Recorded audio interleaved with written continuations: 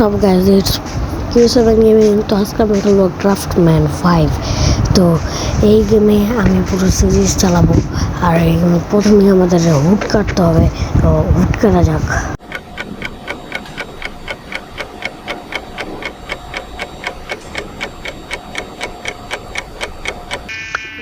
এখানে আমাদের প্ল্যাঙ্ক কাটা শেষ। এখন আমাদের এটা দিয়ে প্ল্যাঙ্ক বানাতে হবে, তারপরে ক্রাফটিং টেবিল বানাতে হবে, তারপরে স্টিক বানাতে হবে। স্টিক মানে আমাদের একটা উডেন পিক্যাক্স বানাতে হবে।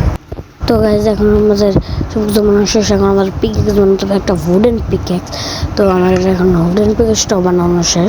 গাইজ এখন আমাদের কিছু স্টোন মাইন করতে হবে।